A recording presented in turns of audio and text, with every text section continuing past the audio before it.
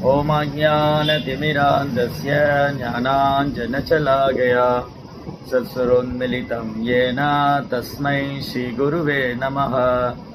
नमो विष्णुपादाय कृष्णप्रेष्ठाय भूतले श्रीमते भक्तिवेदान्त स्वामीति नामिने। नमस्ते सारस्वती देवे गौरवाणी प्रचारिणे निर्विशेष शून्यवादी पाश्चात्यदेशतारिणे। जय श्री कृष्ण चैतन्य प्रभु नित्यानंद श्री अद्वैत गदाधर श्रीवासदि गौरभक्त वृंद। हरे कृष्ण कृष्ण कृष्ण हरे हरे, हरे राम राम राम हरे हरे। हरे कृष्णा பக்தர்களுக்கு இனிமையான மாலை வணக்கம். இன்றைய சத்சங்க வகுப்புல கலந்துட்டு இருக்கிற எல்லா பக்தர்களுக்கும் என்னுடைய பணிவான நமஸ்காரம். இன்னைக்கு நம்ம ஒரு வைஷ்ணவ ஆச்சாரியருடைய சரித்திரத்தை பத்தி படிக்க போறோம். நம்முடைய சம்பிரதாயத்துல நிறைய முக்கியமான ஆச்சாரியர்கள். ஆச்சாரியருடைய தோற்றமும் மறைவும் சிறப்பு வாய்ந்ததுதான். எப்படி பகவானுடைய தோற்றம் சிறப்பு வாய்ந்ததோ, பகவானுடைய பிறப்பு ஜென்ம கர்ம சமே திவ்யம் ஏவம் யோவேதி தத்வதः த்யக்த்வா தேகம் புனர்ஜன்ம நைதி மாமேதி சோர்ஜனா. கிருஷ்ண பகவானுடைய பிறப்பு செயல்கள் எல்லாம் எவ்வாறு திவ்யமானதோ அதுபோல் அவரது தூய பக்தர்கள் ஆச்சாரியருடைய பிறப்பும் செயல்களும் திவ்யமானது. ஆச்சாரியருடைய தோற்றமும் திவ்யமானது, அவங்க மறைவும் திவ்யமானது. ஆச்சாரியருடைய வைஷ்ணவ ஆச்சாரியருடைய பிறப்பும் அவங்க மறைவும், அவங்க மறைவை கூட ரொம்ப சிறப்பாக கொண்டாடுறோம். ஏன்னா அவங்க தங்களுடைய காரணமற்ற கருணையால பகவானுடைய ஏற்பாட்டினால இந்த பூமியில தோன்றுறாங்க. இந்த பூமியில பகவான் எப்பெல்லாம் அவதரிக்கிறாங்களோ அப்போ பகவானுடைய திட்டத்தை நிறைவேற்றுவதற்காக வைணவ ஆச்சாரியரும் கூட வராங்க. எப்பெல்லாம் கிருஷ்ணர் இந்த பூமியில் அவதரிக்கிறாரோ அப்போ ஆச்சாரியரும் அழைச்சிட்டு வர. பகவான் இந்த ஜட உலகத்தை சிருஷ்டிப்பு பண்ணதுக்கு பிரபுபாதர் ஒரு புஸ்தகத்துல திரும்ப திரும்ப எழுதுறார். ஏன் பகவான் இந்த பிரபஞ்சத்தை சிருஷ்டிப்பு பண்ணார், ஏன் இந்த உலகத்தை படைத்தார், ஏன் உயிர்வாளிகள் இங்க அனுப்பினார். நம்ம நினைச்சுக்கிட்டு இருக்கோம் நம்ம அனுபவிக்காக தான் படைச்சிருக்கிறாங்க. நம்ம பெரும்பாலும் மக்கள் என்ன நினைக்கிறாங்க, இந்த ஜட உலகமே அனுபவிக்கிறது தான் படைச்சிருக்கு, அதனால இருக்கிற வரைக்கும் அனுபவிச்சுக்கலாம். இந்த ஜட உலகமே அனுபவிக்கிறதுக்காக தான் இருக்குது, அதனால இருக்கிற வரைக்கும் அனுபவிச்சுக்கலாம்னு நினைச்சுக்கிறாங்க. ஆனா இங்க நம்ம அனுபவிக்கப்பட வேண்டியவர்களை தவிர அனுபவிப்பாளர் அல்ல. நம்ம யாருமே அனுபவிப்பாளர் அல்ல, நம்ம அனுபவிக்கப்பட வேண்டியவங்க, அவ்வளவுதான். இது தெரியாம தான் நம்ம இவ்வளவு நாளா அனுபவிச்சிட மாட்டோமா, இந்த ஜட உலகத்தை அனுபவிச்சிட மாட்டோமான்னு முயற்சி பண்ணிக்கிட்டே இருக்கோம். ஒரு முயற்சியிலும் தோல்வி அடைஞ்சிட்டு தான் இருக்கு. இங்க என்னெல்லாம் நம்ம திட்டம் போடுறோமோ புலன்ப விஷயங்களை அனுபவிக்கிறதுக்காக என்னெல்லாம் திட்டம் போடுறோமோ அது நமக்கு முழு திருப்தி ஏற்படுறதில்லை. அது காரணம் என்னன்னா, இந்த ஜட உலகமே துன்பம் நிறைந்தது தான். துக்காலயம் அசாஸ்வதம், துன்பம் நிறைந்தது, நிலை இல்லாதது. அப்போ துன்பம் நிறைந்த இடத்துல, நிலை இல்லாத இடத்துல இன்பத்தை தேடுவது முட்டாள்தனம். சரி, அது ஒரு பக்கம் இருக்கட்டும்.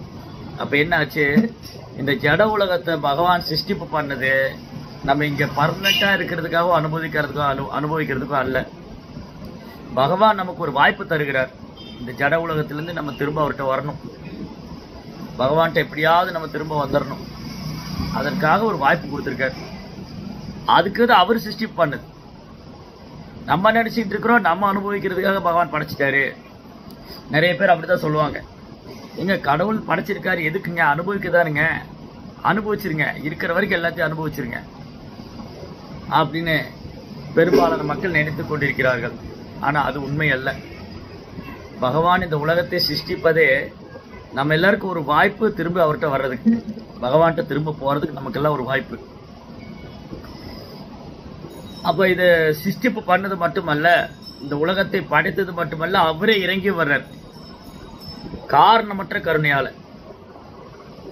நீங்க பாருங்க, மற்ற எந்த மார்க்கத்திலுமே இறைவன் இறங்கி வந்ததா சரித்திரமே இல்லை. இஸ்லாம் மார்க்கத்தில் இறை தூதர் வந்ததா தான் இருக்கு, ஆனா இறைவன் வந்ததா சரித்திரம் இல்லை. இஸ்லாம் மார்க்கத்தில் இறை தூதர் வந்திருக்கிறார், இறைவன் வந்ததா சரித்திரம் இல்லை. அதே மாதிரி கிறிஸ்துவ மார்க்கத்திலையும் இறை தூதர்கள் வருகிறார்கள், பல்வேறு இறை தூதர்கள் வந்து போறாங்க, ஆனா இறைவன் வந்ததா சரித்திரம் இல்லை.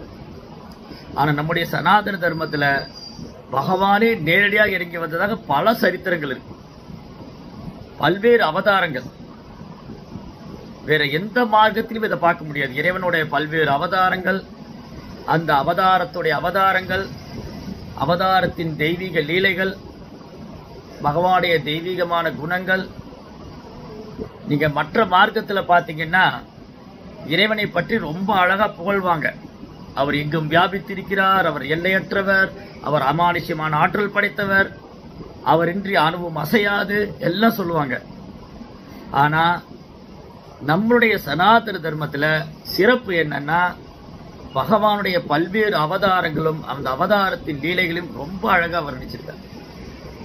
கிருஷ்ணரும் யுகந்தோறும் அவதரிக்கிறதா சொல்றார், யுகந்தோறும் அவதரிக்கிறார். சரி, எதுக்காக தான் யுகந்தோறும் அவர் அவதரிக்கிறாரு? தர்மஸ்ய கிளானிர்.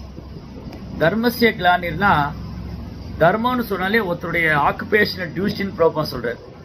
தர்மா மீன்ஸ் ஒன்ஸ் ஆக்குபேஷனல் டியூட்டி, ஒருத்தருடைய உத்தியோக கடமை, நம்முடைய உண்மையான கடமை.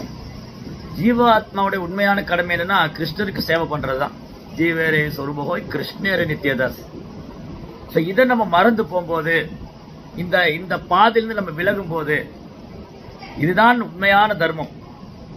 ஜீவனுடைய உண்மையான தர்மம் பகவானுக்கு சேவை பண்றது. இதை நாம் மறந்து விடும் பொழுதும், இந்த மார்க்கத்திலிருந்து பக்தி மார்க்கத்திலிருந்து நாம் விலகும் போதும், அது திரும்பவும் சரி செய்யறதுக்காக, திரும்பவும் தூய பக்தி தொண்டை ஸ்தாபனம் செய்யறதுக்காக பகவான் அவதரிக்கிறார். அதுதான் உண்மை. பகவானை நேரடியாக இறங்கி வர்றார். நேரடியாக இறங்கி வந்து அவர் பல்வேறு லீலைகள் செய்து நம்ம எல்லாரும் கவர்றார். அவருடைய கவர்ச்சி மிகுந்த லீலைகளால நம்மளை எல்லாம் கவர்ந்து விடுகிறார். வராகர், நரசிங்கர், வாமனர், இப்படி பாத்தீங்கன்னா வைணவ கேலண்டர்ல மாச பண்டிகை தான், எல்லா மாதமும் பண்டிகை தான். ஜென்மாஷ்டமி பண்டிகை கொண்டாடணும், அடுத்து ராதாஷ்டமி, அப்புறம் வாமன துவாதசி, அதுக்கப்புறம் நித்யானந்த திரையோதசி, அப்புறம் கௌர பூர்ணிமா, ராமநவமி, அதுக்கப்புறம் நரசிங்க சதுர்தசி, திரும்பியும் ஸ்ரீகிருஷ்ண ஜென்மாஷ்டமி. இப்படி நித்திய உற்சவம் தான். இந்த உற்சவங்கள் பண்டிகைகள்லாம் நமக்கு உற்சாகம் தரக்கூடியதாகவும், பகவானுடைய லீலைகளை நாம் நினைவில் கொள்வதற்கும் கேட்பதற்கும் பாடுவதற்கும் பகவான் ஒரு சந்தர்ப்பம், ஒரு வாய்ப்பு கொடுக்கிறார். அதனால பகவான் இங்க தோன்றுவதற்கு முக்கியமான காரணம், சில நேரங்கள் அவர் நேரடியாக அவதரிக்கிறார், டைரக்டா வர்றார். சில நேரங்களில் அவர் தனது சக்தியளிக்கப்பட்ட அவதாரமாக வருகிறார். சில நேரங்களில் தன்னுடைய நித்திய சித்தர்கள், ஆன்மீக உலகத்தில் இருக்கிற நித்திய சித்தர்கள், தூய பக்தர்கள் அமைச்சு வைக்கிறார். சில நேரங்களில் அவரே பக்தனாவே வந்துட்டு தன் சகாக்களோட வரார். அவர் தான் சைத்தன்ய மகாபிரபு. சைத்தன்ய மகாபிரபு பகவான் தான், ஆனா தன்னை மறைச்சுக்கிட்டே பக்தனாக லீலை செய்கிறார். ஒரு பக்தனுடைய கதாபாத்திரத்தை ஏற்றுக்கொண்டு அந்த மாதிரி லீலை செய்கிறார். அப்ப அந்த லீலைகள் மூலமாக சைதன்ய மகாபிரபு லீலைகள் பகவானுடைய ஓரொரு அவதாரத்திலையும் இந்த ஒரு விஷயத்தை அவர் வலியுறுத்தி கொண்டே இருக்கிறார். என்னை சரணடையுங்கள், என் பக்தனாக இருங்கள், எனக்கு நமஸ்காரம் பண்ணுங்க, மன்மனாபவ மத் பக்தோ மத்யாஜிமா நமஸ்குரு, என்னை வழிபடுங்க. இது பகவத்கீதை மூலமாக, ஸ்ரீமத் பாகவதம் மூலமாக, ஓரொரு இதிகாச புராணங்கள் மூலமாகவும் சாஸ்திரம் மூலமாகவும் பகவானே நேரடியாக அவதாரம் செய்தோ, இல்லை அவதாரத்தின் அவதாரம் மூலமாகவோ, அல்லது சக்தியளிக்கப்பட்ட அவதாரத்தின் மூலமாகவோ இதை செய்து கொண்டே இருக்கிறார். ஏன்னா இந்த ஒரு விஷயத்தை தான் நம்ம மறந்து போயிடுறோம். அதை திரும்ப திரும்ப பகவான் ஞாபகப்படுத்திக்கிட்டே இருக்க. அதுல என்ன ஆயிடுச்சு, அந்த கருணையின் உச்சகட்டம். இது பகவானுடைய காரணமற்ற கருணை. அவர் பகவான் கிருஷ்ணராக இந்த பூமியில் அவதாரம் செய்து, கிருஷ்ண பலராமராக இந்த பூமியில் அவதாரம் செய்தது, ராம் லக்ஷ்மணனாக இந்த பூமியில் அவதாரம் செய்தது, இதெல்லாம் அவருடைய காரணமற்ற கருணை. அந்த கருணை உச்சகட்டத்துக்கு போகும்போது, அவருடைய காரணமற்ற கருணை உச்சகட்டத்துக்கு போகும்போது, கருணையே அவதாரமாக வரும்போது அவர் சைத்தன்ய மகாபிரபு வந்து விடுகிறார். கருணையே அவதாரமாக வரும்போது அவர் சைத்தன்ய மகாபிரபு வந்துடுறார். வெறுமனே எல்லாருக்கும் சந்தோஷம் கொடுக்கறதுக்காக வந்திருக்காரு. வெறுமனே சந்தோஷம். பரம கருணா பரம கருணா பகுதுயி ஜனா நிதாய் கௌரச்சந்திரா. இந்த கௌரகுரு நித்யானந்தரும் பரம கருணா, ரொம்ப ரொம்ப கருணை வாய்ந்தவங்க, ரொம்ப கருணை வாய்ந்தவங்க. சபாவதாரா சரசிரோமானி கேவலானந்த கண்டா. எல்லா அவதாரங்களுக்கும் சிகரமா இருக்கிறவங்க வெறுமனே சந்தோஷத்தை கொடுக்கறதுக்காக வந்திருக்காங்க. வெறுமனே சந்தோஷம் கொடுக்க. அப்படி பகவான் ஸ்ரீ கிருஷ்ணர் சைதன்ய மகாபிரபுவாக இந்த பூமியில் திருவவதாரம் செய்து பாகவத தர்மம், இந்த யுக தர்மமான ஹரிநாம சங்கீர்த்தனம், ஹரே கிருஷ்ண கிருஷ்ண கிருஷ்ண ஹரே ஹரே, ஹரே ராம ராம ராம ஹரே ஹரே, ஹரிநாம சங்கீர்த்தனம். கிருஷ்ண பக்தியை எப்படி நம்ம பயிற்சி பண்ணணும், ஒரு வைஷ்ணவனாகி கொண்டு நம்ம எவ்வாறு வைஷ்ணவர்களுக்கு சேவை பண்ணுவது, வைணவர்களுக்கு எப்படி சேவை செய்வது, அவருடைய கருணை எப்படி பெறுவது, அவர்களை எவ்வாறு வழிபடுவது, இதெல்லாம் பகவானே முன்னுதாரணமாக இருந்து வாழ்ந்து காமிக்கிறார், பக்தனாக இருந்து செய்து காமிக்கிறார். அப்படி பகவான் கிருஷ்ணர் சைதன்ய மகாபிரபு அவதாரம் செய்த போது நித்யானந்தர் பலராமராக அவதாரம் செய்தார். பலராமர் நித்யானந்தராக. பிரஜேந்திர நந்தன ஹோய் சச்சி சூதா ஹோய்லசை பலராம் ஹோய்ல நித்தாய். பிரஜேந்திர நந்தன் பிருந்தாவன கிருஷ்ணர், சச்சி மாதாவுடைய குழந்தையாக, பலராமர் நித்யானந்தராக. பிரஜேந்திர நந்தன ஹோய் சச்சி சூதா ஹோய்லசை பலராம் ஹோய்ல நித்தாய். அப்படி ஸ்ரீ கிருஷ்ண சைதன்ய மகாபிரபு கிருஷ்ணரே சைதன்யரை அவதாரம் செஞ்ச போது பலராமர் நித்யானந்தர் அவதாரம் செஞ்சார். அப்போ பகவானுடைய நெருக்கமான சகாக்கள், கிருஷ்ணருடைய நண்பர்கள், கோபர்கள். அந்த கோபர்கள்ல நிறைய கேட்டகரி இருக்காங்க. பந்து, சகா, பிரிய சகா, பிரிய நர்ம சகா. பந்துங்கிற நண்பர் கிருஷ்ணருக்கு பலராமருக்கும் கோபர்கள்ல பந்துங்கிற நண்பர்கள். இந்த பந்துங்கிற நண்பர், பந்து அப்படின்னா நண்பர், பந்துங்கிற நண்பர் என்னன்னா கிருஷ்ணரோட வயதுல பெரியவங்க, பகவான் கிருஷ்ணரோட வயதுல பெரியவங்க. அவங்க கிருஷ்ணர் மேல ரொம்ப அன்பா கவனிச்சுக்குவாங்க, ஒரு சகோதரனை போல, ஒரு தாய் தந்தையை போல. நண்பர்கள் தான், அதை ரொம்ப கவனமா பாத்துக்குவாங்க. கிருஷ்ணர் பலராமரும் பிருந்தாவனத்துல கோவர்த்தன மலையெல்லாம் போகும்போது இந்த நண்பர்கள் பந்துங்கிற நிலையில தரத்தில் இருக்கக்கூடிய நண்பர்கள் அவங்க மேல ஒரு வாத்சல்ய பாவத்தோடையோ அல்ல ஒரு மூத்த கோபர்ங்கிற முறையில, எல்டர்லி கோபா, ஒரு மூத்த கோபர்ங்கிற முறையில அவங்க ரொம்ப கேர் பண்ணிக்குவாங்க, டேக் கேர் பண்ணி கவனிச்சுக்கிறது. அடுத்தது சகா. சகானா ஒரே வயதுடைய நண்பர்கள். கிருஷ்ணருக்கு பலராமருக்கு ஒரே வயது, ஒத்த வயதுடைய நண்பர்கள்லாம் இருக்காங்க. அவங்க நண்பர்களை போல விளையாடிக்கிட்டு, குரங்கு போல தாவி விளையாடுறது, வாத்து போல தாவி தாவி குதிச்சு போய் தண்ணியில விழுகிறது, கொக்கு மாதிரி ஒரு காலில் நிற்கிறது, மயில் மாதிரி நடனம் ஆடுறது, இந்த மாதிரிலாம் விளையாட்டு செய்வார்கள். கிருஷ்ணரி பலராமரை மகிழ்விப்பார்கள். சகா. அடுத்தது பிரிய சகா, ரொம்ப நெருக்கமான நண்பர்கள். இந்த நெருக்கமான நண்பர்கள் கிருஷ்ணருடைய கான்பிடென்ஷியல் டிவோட்டிஸ், நெருக்கமான நண்பர்கள். இவங்க கொஞ்சம் ரகசியமான நிலையெல்லாம் வருவாங்க. இந்த கிருஷ்ணர் வெண்ணெய் திருட போகும்போது, கோபியோட வஸ்திரத்தை எடுத்துன்னு போகும்போது, இந்த மாதிரிலாம் வந்து லீலையில கிருஷ்ணரோடு அன்பு பரிமாற்றம் செய்வாங்க. பிரிய நர்மசகா ரொம்ப ரொம்ப நெருக்கமான நண்பர்கள். ஒரு 12 பேர் இருக்காங்க. ரொம்ப ரொம்ப 10 பேர். துவாதச கோபால் 10 பேர். 10 மிக மிக நெருக்கமான நண்பர்கள். 10 ஸ்ரீதாமா, சுதாமா, மதுமங்கல், தோத கிருஷ்ணா, சுபலா, இந்த மாதிரி ஒரு 10 பேர். இந்த கோபர்கள்லாம் பிரிய நர்மசகா, கிருஷ்ணனுடைய மோஸ்ட் கான்பிடென்ஷியல் பாஸ்ட் டைம், பகவானுடைய ரொம்ப ரொம்ப ரகசியமான நிலைகளுக்குள்ள இவங்க இருப்பாங்க. இந்த கோபிகள்கிட்ட போய் வரி வசூல் பண்றது, அப்புறம் இந்த மாதிரி ரொம்ப கிருஷ்ணருக்கு நெருக்கமான நிலைகள்ல அவங்க பங்கு பெறுவாங்க. அப்போ கிருஷ்ண பகவான் சைதன்யரை அவதரிச்சுக்காருன்னு தெரிஞ்ச உடனே, வரப்போறான்னு முடிவு பண்ண உடனே, அவர் தன்னுடைய நெருக்கமான நண்பர்களை இங்க அழைச்சிட்டு வந்தார். அதுல ஒருத்தர் சுபலா நண்பர். அந்த சுபலாங்கிற நண்பர் தான் சைதன்ய லீலையில கௌரிதாச பண்டிதரை அவதாரம் செஞ்சிருக்கார். சுபலா ஆத்மீக லோகத்துல பகவான் ஸ்ரீ கிருஷ்ணருக்கு கலப்பற்ற தூய்மையான உன்னதமான அன்பு தொண்டு ஆற்றக்கூடியவர். கலங்கமே இல்லாத கலப்படமற்ற தூய்மையான பக்தி தொண்டு செய்யக்கூடிய சுபலா கோபர்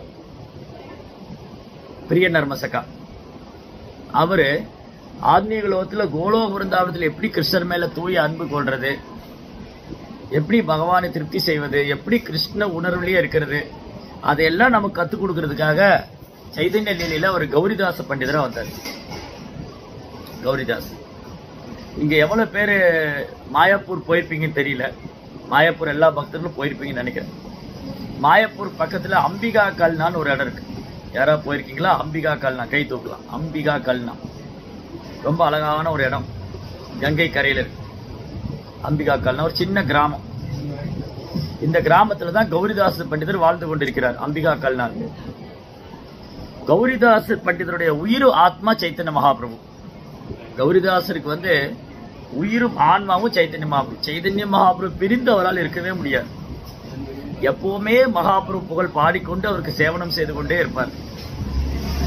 அப்போ கௌரங்கர் சைத்தன்ய மகாபிரபு கௌரங்கா, கௌரங்கா தங்கத்தை உருக்கி காய்ச்சி ஊத்திய பொன்னிறம் கௌரங்கர். அந்த கௌரங்கருடைய புகழ் பாடிண்டு அவருடைய நாம சங்கீர்த்தனம், சைத்தன்ய மகாபிரபுடைய நாம சங்கீர்த்தனத்துல தவறாமல் போய் பங்கு பெறுவார். அந்த கீர்த்தனத்துல பாடி ஆடி பேரானந்தம் அடைவார். யாரு? கௌரிதாஸ் பண்டிட். அப்போ ஒரு நாள் சைத்தன்ய மகாபிரபு கௌரிதாசர் தனக்கு பிரியமான பக்தர், தன்னுடைய பிரியமான சகாக்கள் ஒருவர் கௌரிதாசை சந்திக்கிறதுக்காக நித்யானந்த பிரபுவை அழைச்சிக்கிட்டு ஒரு படகு எடுத்துட்டு கங்கையை கடந்து வர்றார். அவரு அந்தர்தீப்ல இருந்து மாயாப்பூர்ல இருந்து ஒரு போட்டு படகு, கங்கையை கடக்கிறதுக்கு ஒரு படகு எடுத்துட்டு அந்த படகுல துடுப்பு இருக்கும், அப்படி துடுப்பு போடுவாங்க. அந்த துடுப்பு போட்டு அப்படி படகு ஓட்டிட்டே வர்றார் மகாபிரபு. யாரை பாக்குறது? கௌரிதாசர் பாக்குறதுக்காக வர்றார். நீங்க இன்னைக்கு அம்பிகா கல்னா போனீங்கன்னா இது வந்து நம்ம சும்மா ஒரு நேரம் டைம் பாஸ் பண்றதுக்காக இந்த கதையை சொல்ல, ஏதோ சும்மா டைம் போறதுக்காக பேசிட்டு இருக்காங்க நினைக்க வேண்டாம். இது உண்மையா நடந்த சம்பவம். அங்க போனீங்கன்னா 500 வருஷம் பழமை வாய்ந்த ஒரு பெரிய புளிய மரம் இருக்கு. 500 வருஷம் பழமை வாய்ந்த ஒரு மரம் அம்பிகா கல்னால. அந்த மரத்தடியில தான் உட்கார்ந்து சைதன்ய மகாபிரபு நித்யானந்தரும் கௌரிதாசர் கூட அன்பு பரிமாற்றம் செய்வார். அந்த மரத்துக்கடியில உட்கார்ந்தா கௌரிதாசர் நாம ஜபிப்பார். ஹரே கிருஷ்ணா கிருஷ்ண கிருஷ்ணா ஹரே ஹரே, ஹரே ராமா ராம ராமா ஹரே ஹரே. சோ ஒரு முறை சைதன்ய மகாபிரபு கௌரிதாசரை சந்திக்க வரும்போது அந்த படகு போட்ட துடுப்பை எடுத்துட்டு வர்றார் கையில. படகு ஓட்டுற துடுப்பு, அந்த துடுப்போட வர்றார். கௌரிதாசர் வந்து மகாபிரபு பார்த்தோன்னே ஆனந்தத்துல அவரை ஆலிங்கனம் செய்து அன்பு பரிமாற்றம் செய்யறாரு. மகாபிரபு வந்து அந்த துடுப்பு, அந்த படகு போடுற துடுப்பு இருக்கு இல்லையா, அந்த துடுப்பை வந்து கௌரிதாசர்கிட்ட கொடுக்குறாரு. கௌரிதாசரே இதை நீங்க வச்சுக்கோங்க. கௌரிதாசர் கேட்கிறாரு, மகாபிரபு இதை வச்சு நான் என்ன பண்றது? இந்த துடுப்பை வச்சு நான் என்ன பண்றது? இது படகு ஓட்டுற துடுப்பு, இதை வச்சு நான் என்ன பண்ணுவேன்? மகாபிரபு சொன்னாரு, கௌரிதாசரே இந்த துடுப்பை வைத்துக்கொண்டு சம்சார சாகரம், பிறப்பு இறப்புங்கிற கடல்ல மூழ்கி கொண்டிருக்கிற ஜீவன்களை காப்பாத்துங்க. சம்சார சாகரங்கிற பிறப்பு இறப்புங்கிற சாகரத்துல, சமுத்திரத்துல, கடல்ல மூழ்கிட்டு இருக்கிற ஜீவன்களை காப்பாத்துங்க அப்படின்னு மகாபிரபு ஆசீர்வதிக்கிறார். இன்னைக்கும் அங்க போனீங்கன்னா அந்த கோயில்ல நிறைய அதிசயங்கள் அற்புதங்கள் நடந்திருக்கு. அதுல ஒன்று, சைதன்ய மகாபிரபு அவரே சுயமா அந்த ஓட்டி வந்த துடுப்பு இருக்கு இல்லையா, படகு பார்சல் ஓட்டுற துடுப்பு, அது அந்த கோயில் இருக்கு, கௌரிதாசர் கொடுத்திருக்க. அது மகாபிரபு வந்து யூஸ் பண்ண அந்த துடுப்பு.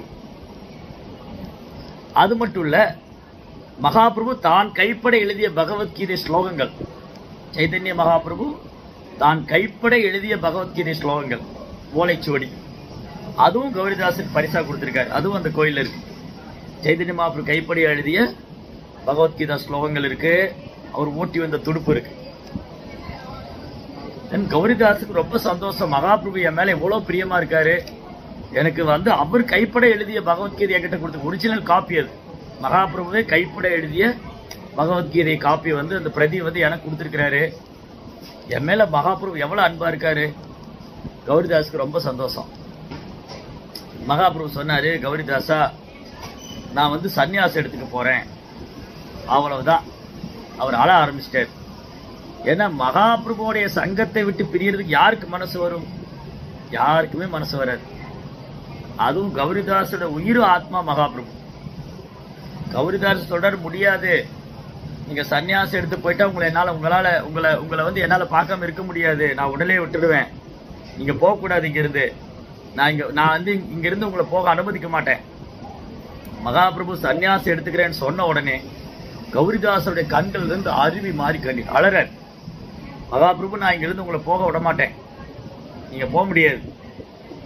நீங்க போனா சன்னியாசம் எடுத்து அப்படியே போயிடுவீங்க. என்னால உங்களை பார்க்க முடியாது.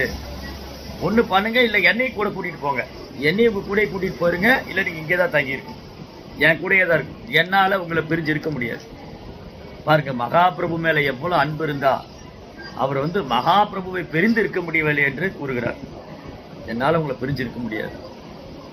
சரி, ஓகே. மகாபிரபு சொன்னாரு, இல்ல நான் வந்து போய்தான் ஆகணும். நான் சன்னியாசம் எடுத்துதான் ஆகணும். நான் எனக்கு வந்து இந்த ஜட உலகத்தில் இருக்கிற எல்லா ஜீவன்களையும் விடுவிக்கணும். அவங்களுக்கு வந்து கிருஷ்ணர் பிரேமம் கொடுக்கும். கிருஷ்ணர் மேல பிரேமம் கொடுக்கும். அதனால நான் போகாம இருக்க முடியாது. வேணா ஒண்ணு செய்யலாம். 2 விக்கிரகம், நான் 2 விக்கிரகம் கொடுக்குறேன். அந்த விக்கிரகத்துக்கும் எனக்கும் எந்த ஒரு வித்தியாசம் கிடையாது. பிரதிமா மூர்த்தி நகி துமி சாட்சாத் பிரஜேந்திர நந்தனா. கிருஷ்ணா, நீங்க ஒரு கல்லோ மண்ணோ மரமோ சிலையோ அல்ல. சாட்சாத் பகவான் கிருஷ்ணர் வந்து அர்ச்ச அவதாரமாக விக்கிரக ரூபத்தில் அவதரிக்கிறார். விக்கிரக ரூபத்தில் லீலை செய்கிறார். இன்னைக்கும் நீங்க பாத்தீங்கன்னா பழமை வாய்ந்த கோயில்கள்ல ரங்கநாதர், ஸ்ரீரங்கநாதர், காஞ்சி வரதராஜர், ஜெகநாத்பூரில ஜெகநாதர், பிருந்தாவனத்துல கிருஷ்ண பலராமர், ராதா சாமசுந்தர், ராதா மாதவர், இவங்கெல்லாம் இன்றைக்கும் பக்தர்களோடு அன்பு பரிமாற்றம். குருவாயூரப்பர், பாண்டுரங்கர், இந்த மாதிரி உடுப்பி கிருஷ்ணர், எண்ணற்ற விக்கிரகங்கள், இவங்கெல்லாம் இன்றைக்கும் பக்தர்களோடு அன்பு பரிமாற்றம் செய்து கொண்டிருக்கிறார். பகவான் அர்ச்ச அவதாரம் விக்கிரக ரூபத்திலே இருந்திருக்கிறார். சரி, இப்ப கௌரிதாஸ் வந்து அலற, நான் வந்து உங்களை விட மாட்டேன். மகாபிரபு சொன்னார், ஓகே, நான் என்ன மாதிரி ஒரு விக்கிரகம் கொடுக்குறேன். இதோ நான் இருக்கேன், நித்யானந்த பிரபு இருக்காரு, எங்க 2 பேருடைய விக்கிரகம் தரேன். இந்த விக்கிரக ரூபத்துல எப்பவுமே நான் உங்க கூட இருப்பேன். அதனால நீங்க மனம் தளர வேண்டாம், கவலை கொள்ள வேண்டாம், மனம் தளர வேண்டாம். அந்த விக்கிரகத்துக்கு எனக்கு யாவது ஒரு வித்தியாசம், எந்த ஒரு வித்தியாசம் கிடையாது. ஆனா கௌரிதாசருக்கு வந்து முழுமையா சமாதானம் ஆக முடியல.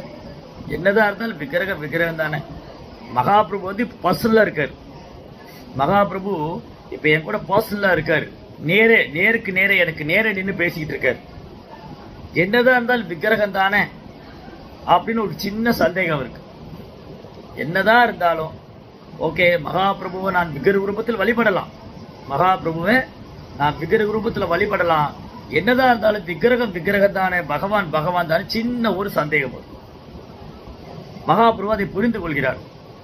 கௌரிதாசருக்கு இன்னும் வந்து அதுல உடன்பாடு ஏற்படல. இந்த விக்கிரகத்தை வைத்து வழிபடுவதற்கு அவருக்கு மன திருப்தி இல்லை. என்னதான் இருந்தாலும் மகாபிரபு என் கூட இருக்கிற மாதிரி வருமா? அவர் நான் பிரசாதம் செஞ்சு கொடுத்தா விரும்பி சாப்பிடுறாரு, என்னோட அன்பு பரிமாற்றம் செய்யறாரு, என்னோட பேசுறாரு. அப்போ எப்படி நான் இந்த விக்கிரகத்தை நான் ஏத்துக்கிறது?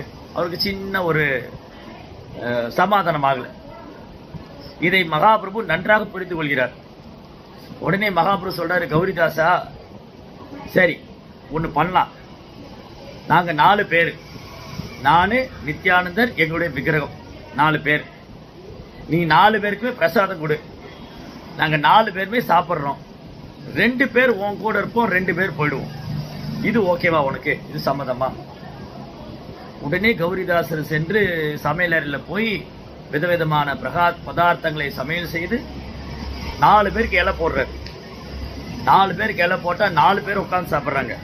சைதன்ய மகாபிரபு, மகாபிரபுடைய விக்கிரகம், நித்யானந்தருடைய விக்கிரகம், 4 பேர் உட்கார்ந்து சாப்பிட்றாங்க. கௌரிதாசர் கண்ணு முன்னாடியே 4 பேர் சாப்பிட்றாங்க. பகவான் அவருடைய அச்ச அவதாரம். 4 பேர் சாப்பிட்றாங்க. கௌரிதாசர் கண்கள் இருந்து அப்படி கண்ணீர் வருது. மகாபிரபு காமிச்சு கொடுக்கிறாரு, எனக்கும் இந்த விக்கிரகத்துக்கும் எந்த ஒரு வித்தியாசம் கிடையாது. நான் வந்து என்னுடைய அன்பான பக்தருக்கு விக்கிரக ரூபத்தில் தோன்றி அவங்களோட அன்பு பரிமாற்றம் செய்வேன்.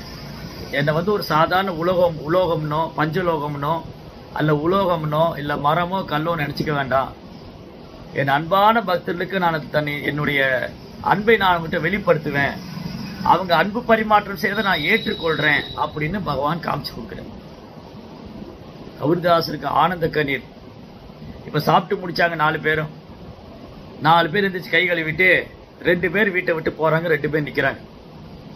கௌரிதாசர் முன்ன போற 2 பேர்ட்டு போற, நீங்க போக வேண்டாம் நில்லுங்க, அவங்க வேணா போகட்டும். சரி ஓகே, இவங்க 2 பேர் நின்னாங்க, அவங்க 2 பேர் போக ஆரம்பிச்சாங்க. இல்ல நீங்க போக வேண்டாம், நீங்க இருங்க. இப்ப கௌரிதாசர் எப்படி கண்டுபிடிப்பாரு எது பகவான், எது அவருடைய விக்கிரகம்? அப்ப பகவானுக்கும் அவர் விக்கிரகத்துக்கும் எந்த ஒரு வித்தியாசம் கிடையாதுங்கிறத நிரூபிச்சார் சைத்தன்ய மகாபிரபு.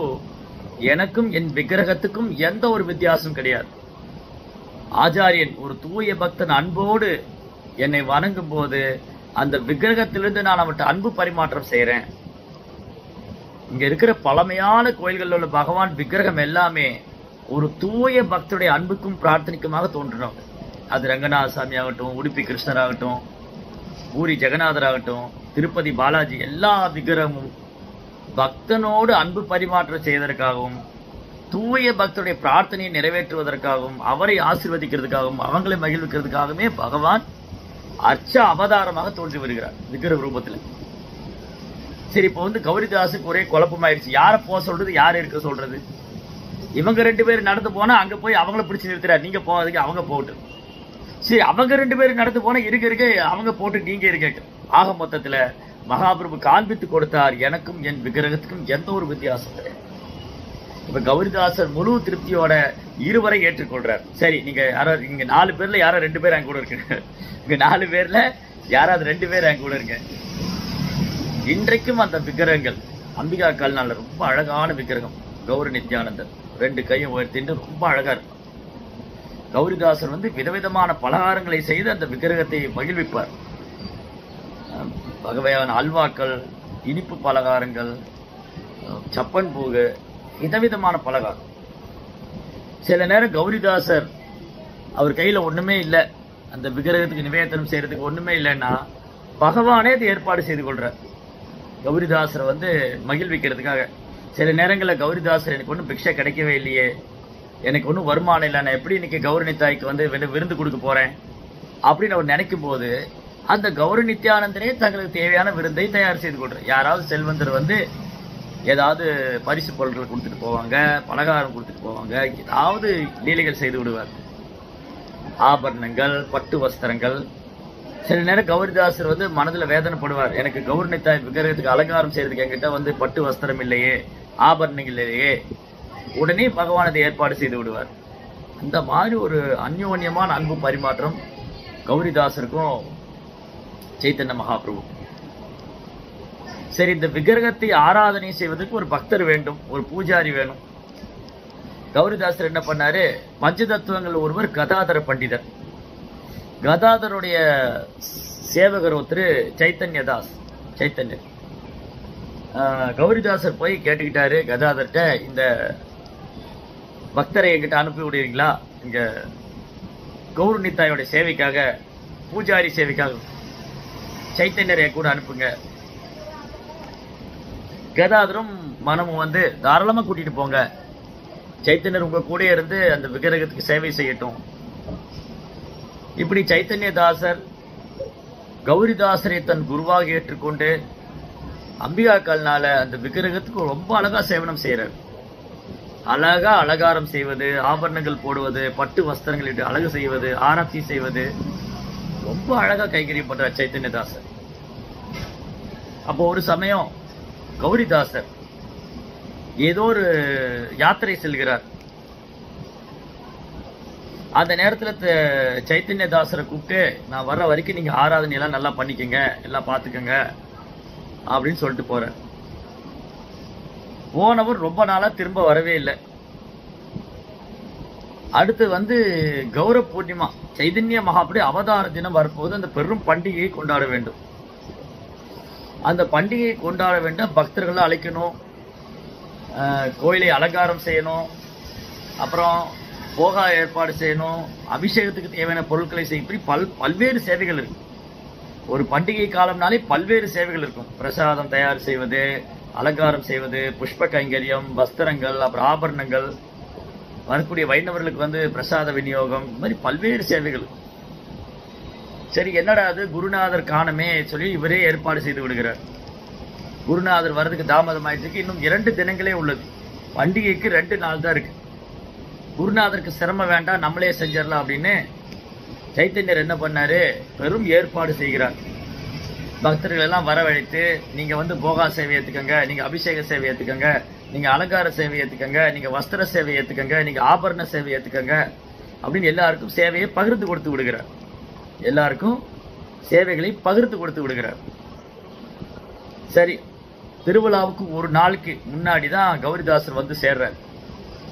பார்த்தாங்க தடபுடலான ஏற்பாடுகள் நடக்குது. பண்டிகைக்கு தெருவெல்லாம் தோரணங்களால் அலங்கரிக்கப்பட்டிருக்கிறது. வெறும் திருவிழாவுக்கான ஏற்பாடு. கௌரிதாசர் வந்தாரு, என்ன இங்க ஒரு பெரிய திருவிழாவுக்கான ஏற்பாடு நடக்குது, என்ன விஷயம்? அப்போ சைத்தன்யர் ரொம்ப பணிவாக சொல்றார், குருநாதா, கௌர பூர்ணிமா பண்டிகைக்கு இன்னும் 2 தினங்களே உள்ளது. ஆச்சாரியன் வருகைக்கு தாமதமானதுனால தங்களுடைய அனுமதி இல்லாமல் நானே செய்து விட்டேன். பக்தர்கள்லாம் அழைத்து பிரசாத விநியோகத்துக்கான ஏற்பாடு, அபிஷேகத்துக்கான ஏற்பாடு, புஷ்ப கைக்கிறதுக்கான ஏற்பாடு எல்லாத்தையும் நானே செய்து முடித்து விட்டேன். ஓ அப்படியா? கௌரிதாசர் சொன்னாரு, உனக்கு யார் அந்த அனுமதி கொடுத்தாங்க? அப்போ நீ உன் விருப்பம் போல நீயே செஞ்சிருக்கேன்னா நீங்க இருக்கக்கூடாது, நீ வெளியே போகலாம், போய் உன் விருப்பம் போல எப்படி வேணா அந்த பண்டிகை நடத்திக்க, நீ என் கூட இருக்கக்கூடாது, நீ இங்கிருந்து போயிடு அப்படின்னு கோவப்பட்டு விட்டார். கௌரிதாசர் என்ன பண்ணாரு, சைத்தன்யரை வந்து ஆசிரமத்திலிருந்து வெளியே அனுப்பி விட்டார்.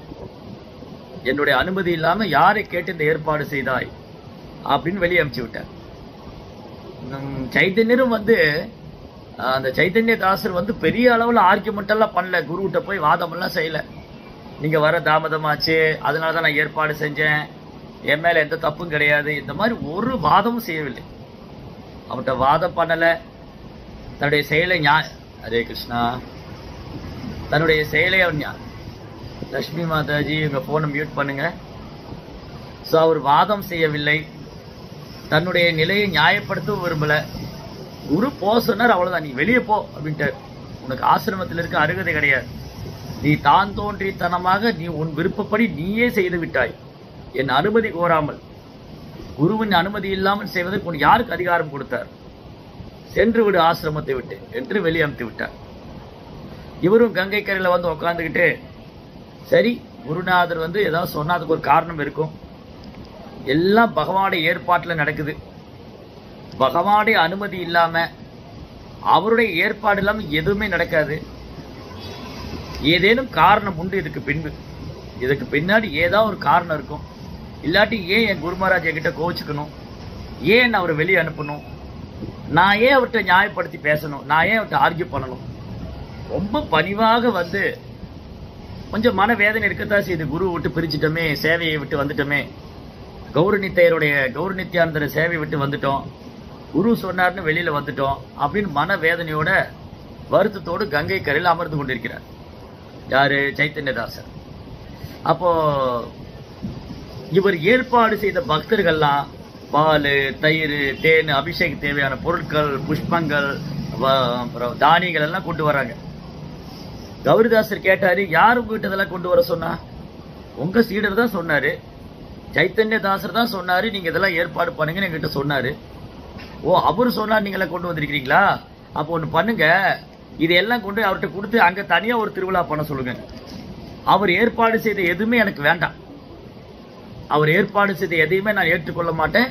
நீங்க எல்லாம் ஒண்ணு பண்ணுங்க, இதையெல்லாம் கொண்டு போய் அவர்கிட்ட கொடுத்து அவரை தனியா ஒரு திருவிழா பண்ண சொல்லுங்க.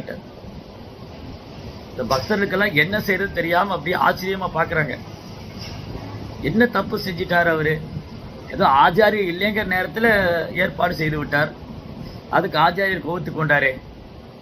இப்ப கொண்டு வந்த பொருட்கள்லாம் என்ன செய்யறது? பால், தயிர், தேனி, நெய், அப்புறம் அலங்கார தேவையான பொருட்கள், புஷ்பங்கள் எல்லாத்தையும் திருப்பி அனுப்பிச்சிட்டாரு. இவங்கெல்லாம் கங்கை கரையில போனா அங்க சைத்தன்யர் உட்கார்ந்துருக்காரு. என்னாச்சு, ஏன் திரும்ப வரீங்க? நீங்க அங்க அபிஷேகம் எல்லாம் நடக்கலையா? ப்ரோக்ராம் பண்ணலையா? நிகழ்ச்சி ஒன்றும் நடக்கலையா? என்ன என் குரு மகாராஜ் என்ன சொன்னாரு? உங்க குரு மகாராஜ் வந்து இதை எதையும் வாங்கிக்க மாட்டேன்ட்டாரு, உங்களுக்கு எங்களை எல்லாம் திருப்பி அனுப்பிச்சிட்டாரு அது மட்டும் இல்ல, அவர் சொன்னாரு, நீங்க வந்து இது சைத்தன்யர் ஏற்பாடு பண்ணதுனால எனக்கு இது வேண்டாம், நீங்க அவரை இன்னொரு பண்டிகை பண்ண சொல்லுங்க. சைத்தன்யதாசர் ஏற்பாடு செய்து எதையும் நான் எடுத்துக்க மாட்டேன், வேணா அவரை இங்க இன்னொரு பண்டிகை நடத்த சொல்லுங்க அவரை. ஓ, என் குருவுடைய விருப்பம் அதுவானா அது நான் மேற்கொண்டு செய்வேன். ஓ, என் குருமாரர் அப்படி சொன்னாரா, கங்கை கரையில் இன்னொரு பண்டிகை பண்ண சொன்னாரா, சரி வாங்க அதெல்லாம் கொண்டு வாங்க, நம்ம ஒரு பண்டிகை பண்ணுவோம் அப்படின்னு பக்தர்கள்லாம் உட்கார வைத்து அங்க அலங்காரம் எல்லாம் வந்து தோரணம் எல்லாம் கட்டிட்டு அங்க அவர் நாம சங்கீர்த்தனம் பண்றாரு. பக்தர்களோட சேர்ந்து நாம சங்கீர்த்தனம், ஹரே கிருஷ்ணா ஹரே கிருஷ்ணா கிருஷ்ண கிருஷ்ணா ஹரே ஹரே, ஹரே ராமா ராம ராமா ஹரே ஹரே. உற்சாகத்துல கீர்த்தனம் குதிச்சு நடனம் ஆடுறாரு. இங்க கௌரிதாசர் என்ன பண்ணாரு, கோவில்ல விக்கிரகத்துக்கு நிவேதனம் செய்துட்டு ஸ்கிரீனை திறந்து பார்க்கும்போது விக்கிரகத்தை காணும். பகவானுக்கு போகா நிவேதனம் செய்துட்டு ஸ்கிரீனை திறந்து பார்த்தா விக்கிரகத்தை காணும். இவருக்கு என்ன சந்தேகம் வந்துருச்சு, ஒருவேளை சைத்தன்யர் வந்து திருடிட்டு போயிட்டாரோ இங்க. ஏன்னா அவர் ஏதோ ஒரு பண்டிகை நடத்துறதா கேள்விப்பட்ட, ஒரு திருவிழா பண்றாருன்னு. விக்கிரகம் ஏது அவர்கிட்ட, அவர் தான் இங்க வந்து விக்கிரகம் தூக்கிட்டு போயிருக்கணும். கோபத்தோட ஒரு பெரிய தடி எடுத்துட்டு போறார், ஒரு பெரிய மூங்கில் தடி எடுத்துட்டு இங்க இருந்து போறார். அவர் என்ன செய்யறாரு பார்க்கலாம். இந்த விக்கிரகத்தை காண எங்க போனாங்க, அவர் தான் தூக்கிட்டு போயிருக்கணும். அங்க பண்டிகை பண்றதுக்காக அவர் தான் விக்கிரகம் தூக்கிட்டு போயிருக்கு. கோபத்தோட ஒரு பெரிய தடி எடுத்துட்டு போறாரு. அங்க போனா கங்கை கரையில பிரம்மாண்டமான நாம சங்கீர்த்தம் நடக்குது. பக்தர்கள்லாம் சுத்தி பம்பரமா நடனம் ஆடுறாங்க. கத்தால் மிருதங்கள் வாசிச்சு எல்லாம் பேரானந்தத்துல நடனம் ஆடிட்டு இருக்காங்க. அந்த கூட்டத்துக்கு நடுவுல இந்த சைத்தன்யர் நித்யானந்த விக்கிரகம் இருக்காங்க இல்லையா, அவங்க டான்ஸ் ஆடிட்டு இருக்காங்க.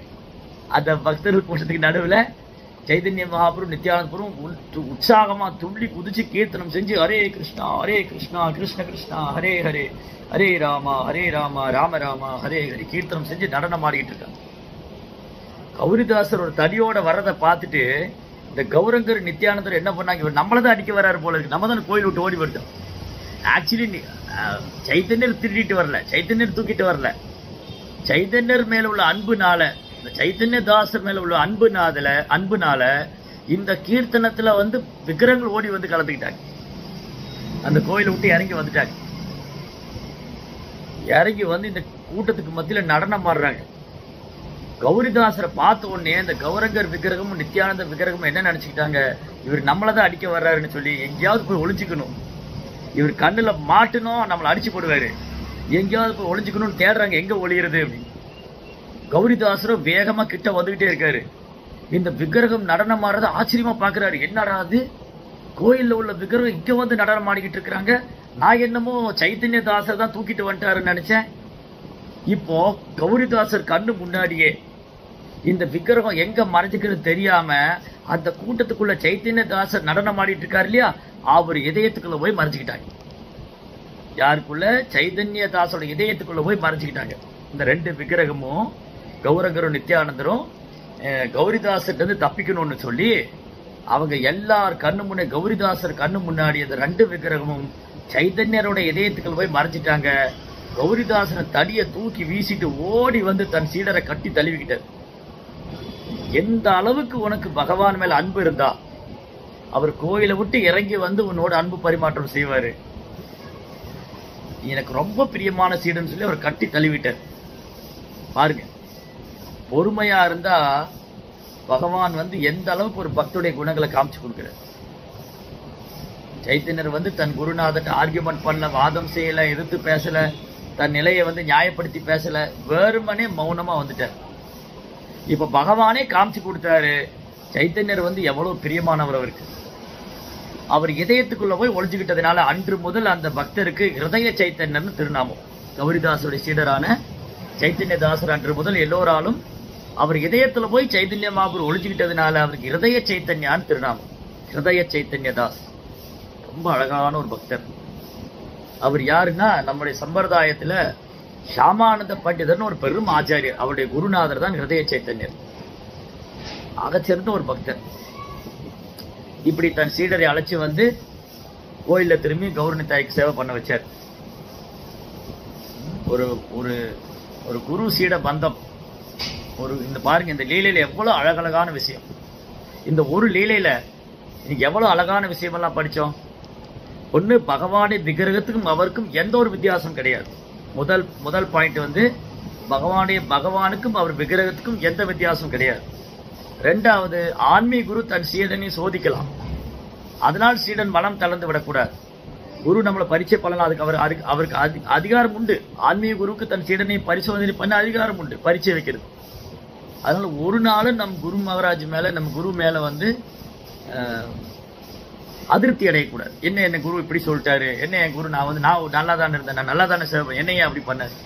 அது மாதிரி ஒரு நாளும் நம்ம கிளர்ச்சி அடையவே கூடாது. ஆன்மீக குரு என்ன சொன்னாலும் அது நன்மைக்காகத்தான் இருக்கும். வைஷ்ணவர்களும் ஆன்மீக குருவும் மூத்த பக்தர்கள் இவங்கெல்லாம் என்ன சொன்னாலும் நன்மைக்காகவே இருக்கும் என்று எடுத்துக்கொள்ள வேண்டும். அதுல வந்து நம் நிலையை நியாயப்படுத்த முயற்சி பண்றது, அடுத்தவங்க தவறை சுட்டி காமிக்கிறது, தான் மேல தவறே இல்லை நிரூபிக்கும் நினைக்கிறது, அதெல்லாம் கூடவே கூடாது. வெறுமனே நம்மைக்காக நமது நன்மைக்குன்னு எடுத்துக்கொண்டு பொறுமையாக இருக்க வேண்டும், எளிமையாக இருக்க வேண்டும், பணிவாக இருக்க வேண்டும். ரைட்.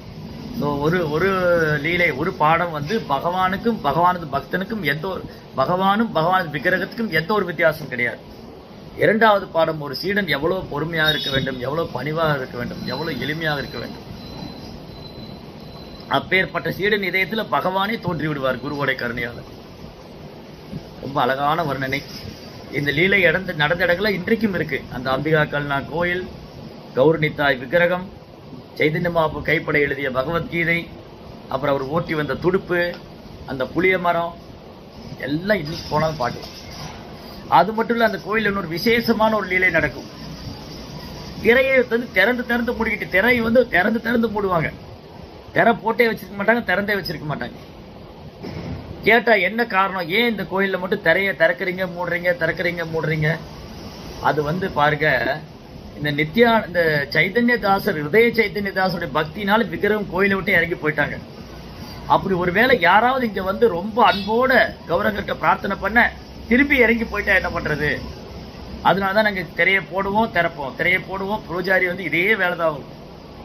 சில கோயில்கள்ல திரையை திறந்தே வச்சு, பெரும்பாலான கோயில்கள்ல என்ன பண்ணுவாங்க, திரையை திறந்தே வச்சிருப்பாங்க. நிவேதனம் செய்யும் போது, பகவான் ஓய்வெடுக்கும் போதும் திரையை மூடுவாங்க, ஸ்கிரீன் போடுவாங்க. ஆனா இந்த கோயில்ல போனீங்கன்னா திரையை திறப்பாங்க மூடுவாங்க, திறப்பாங்க மூடுவாங்க. நீங்க வந்து ரொம்ப நேரம் நின்று பிரார்த்தனை பண்ண முடியாது. ரொம்ப நேரம் நின்று பிரார்த்தனை பண்ண அவங்க என்ன நினைச்சுக்க, இந்த பக்தர் கூட போயிட்டா என்ன பண்றது?